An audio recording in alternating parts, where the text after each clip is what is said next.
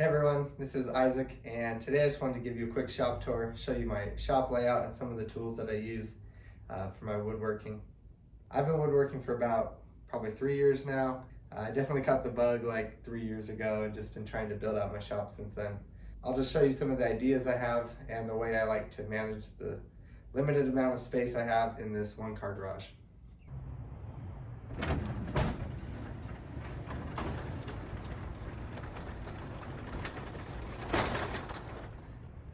Okay, so here at the front of the shop is my Grizzly hybrid table saw, and this thing has been awesome. It's 2 horsepower and it can run on 110 or 220.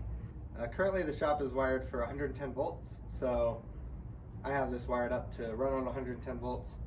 Around the side of the saw I have a dust collection hose that runs underneath the outfeed table and can connect to my dust collector.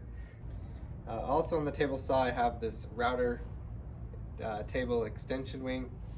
It's really just a piece of like MDF with a phenolic top that I pulled off an old treadmill, but it works really good. It's really slippery surface, and I just kind of bolted my router underneath upside down. Alright, so working away around the shop, I have this Grizzly lathe that I got, and it's kind of under construction still.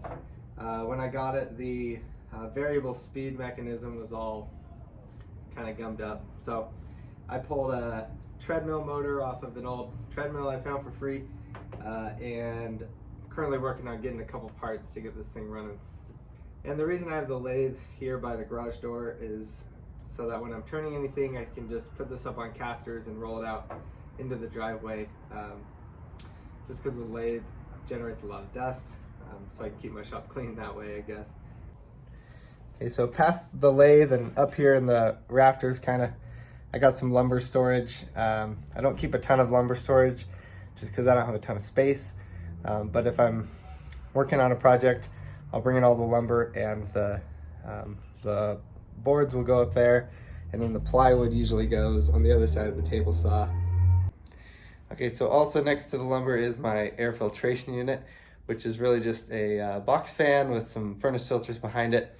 Then I also have like this remote with a couple different time settings, so I could hit like 30 minutes and it'll turn on for 30 minutes and then shut off automatically. So this has been awesome. It took me a while to get one because I didn't think they would really make that much of a difference, but it has made a huge difference. If I have that on while I'm making cuts or sanding or routing, I noticed that there's a lot less dust that builds up on like the surface of the tools in the shop. Alright, then over here I have a Festool MFT cart that I built, and this just has the Festool MFT table on the top, some sustainer storage around the bottom, and then my CT vac as well. This has been kind of the center of the shop for a while. I use this thing on every project. It's really helpful for making cross cuts. I have the track that can fold down here, and you can make cross cuts on large panels. I also have some of the different clamps that go with it, so I can clamp work to the top of the table, around the sides. And this is also on wheels, so I can step down, pop this up onto the wheels, and move it around the shop. Alright, when I'm working at the MFT table, it's really nice to have the hose out of the way. So I built this track here, and it has a hook on some little wheels in here, and I can move the vacuum hose onto that hook, and then I can work here at the MFT table, and then because of the track I can also slide the hose over to the outfeed table if I'm working at the outfeed table. Alright, and then over in the corner of the shop I have my planer that's on this cart here. And this is a flip top cart, so there's also a sander underneath. So this has been really helpful to save some space just by having 2 tools on the same cart. And the casters are nice. You can roll it around and then just lock it down whenever you're using it. Alright, now the planer I use is a planer from Q-Tech. I just found this planer online when I was looking for a new planer because My old one was this old Delta and it had terrible dust collection. So this one has a dust port, and when it's hooked up to the dust collector, works really well. It also came with a segmented cutter head. It's not really a helical head, but it's a segmented cutter head, so if one of the little cutters get nicked, you can just rotate the cutter head. I had straight knives before and I just hated changing those out all the time. So I don't think this company makes these anymore. I think the name changed to Wahuda Tools or something like that. I'll put a link to it down below, but I think they also raised the price, unfortunately, on this. When I bought it, this was cheaper than most of the other lunchbox planers, and it came with the segmented cutter head, so I think I got an awesome deal, but unfortunately I don't think they have that deal anymore. I'll still put a link for a similar planer if I can find one online, because it's been really good for the money and the space I'm in. It's been an awesome planer.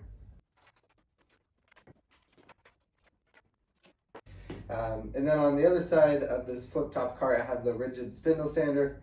You've probably seen this before. It is definitely worth the money. Almost everyone you see on YouTube and stuff either has this sander or has had this sander at some point. And now there's a lot of different companies making similar ones. You can get one from like Wen or Grizzly, and they all have similar functionality. You can swap out the spindle for a belt sander and stuff like that. So this is the only stationary sander I have and really use in the shop, and it's done everything I need it to.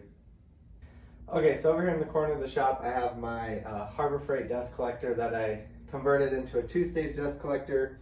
It uses the fine baffle design, but there's a lot of different videos on people modifying their Harbor Freight dust collectors, which is what I did here.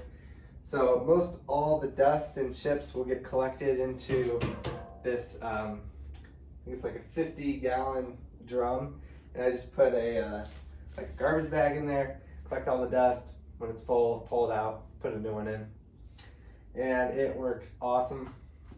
I have a flexible hose here, and I just move this around the shop whenever I'm using a tool and collect it. I don't have duct work or blast gates or anything. I only ever use like one tool at a time, and so this works pretty good for me. All right, coming around the back side of the shop, I have my welding table and welding cart. Currently there's no welder on the welding cart because I got rid of my last one, and I'm waiting for my new one in the mail right now. And I don't do a ton of welding, but I do sometimes put it into my woodworking projects, like making metal bases and stuff like that. So I'll just take the table and the cart out to the driveway and do my welding out there whenever I do that.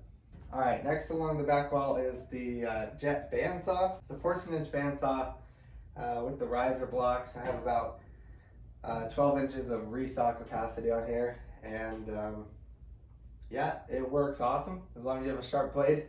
I also put the Craig fence on here, which is really nice when you're making like repeatable rip cuts and stuff like that. And I have this resaw block here. I prefer using the 1-point resaw method when I'm resawing. Also on this bandsaw, it has the updated Carter bearings and a quick release as well to be able to tension and retension the blade a lot quicker. When I bought this bandsaw, it also came with this fancy dust port, but it doesn't really work that well. So I have some ideas that you might see in the future on improving the dust collection on the bandsaw here. All right, so then in the corner in the back, I have a clamp wall, and I keep all my parallel clamps, my DeWalt trigger clamps, pipe clamps, and C-clamps back here, and just keeps it nice and organized. Okay, and then along this wall, I have the track for my track saw, and then also my miter station. I just put this in recently, actually. I didn't have a miter saw for a while. They're just always so dusty. So, but I thought I had a little extra room, so I built this miter saw stand. I still haven't really used it yet because I haven't found a good way to do any dust collection. But I'm gonna put a dust collector underneath the saw and figure out a good attachment to collect the dust off of this thing. I used the plans from Brad Rodriguez at Fix This Build That to make this one, and It has these wings that fold up on both sides, and you can get almost 4 feet, I think, to the left and the right of the blade as far as cut capacity goes. There's the miter saw. One of the more recent additions to the shop was this 8-inch Delta DJ20 jointer, and it came wired for 220, but you can rewire it for 110. So I have it rewired for 110, and it works awesome. Anyway, I was lucky enough to find one of these used in really good condition. Came with this mobile base and everything, and so this takes up a lot of room in the shop, but I use a joiner a lot. I think it's definitely worth the space that I dedicate to it. Alright, I think the last thing I'll talk about in the shop is this outfeed table that I built. And I really liked the Festool MFT Table. I've had that for a couple years and I use it all the time, enough to where I wanted another one, but I didn't want to dish out the cash again for a Festool MFT table. So I decided to just make one with similar functionality. Around the edges I have this T-slot aluminum track that you can get from McMaster or Amazon. And then just a MDF top that I put a bunch of finish on to make it really hard. And then I just drilled a bunch of dog holes in the top to be able to use clamps and stuff like that on it. I did a whole video on this table already, so if you want to look at that, just check out my other videos. Well, my other video, I only have one other video. That was me building this outfeed table. And I still need to put the drawers on the sides. I haven't gotten around to that yet, so I just have some shelves with random stuff spread out through it. And then in the front, I have my dust collector attachment for my table saw. And I just store like drills and stuff like that in these drawers. So it's been really helpful to have this kind of storage. Alright, so I think that'll do it for this 2020 shop tour. Hopefully you guys got a good idea of kind of how I organize my shop and the layout that I have. I think some of the main things that I found out is that putting the table saw close to the front of the garage gives you a lot more space in your shop. I also like to keep the tools kind of around the edge to give me a bigger space in the middle of the shop for doing like large sheet goods and stuff like that. And if you have any questions on any of the tools I use or anything you saw in this video, let me know in the comments below. I'm just getting started on this YouTube thing, so if you have any suggestions for different videos or things that you'd like to see, go ahead and leave them in the comments below, and I'd be happy to make videos on them in the future.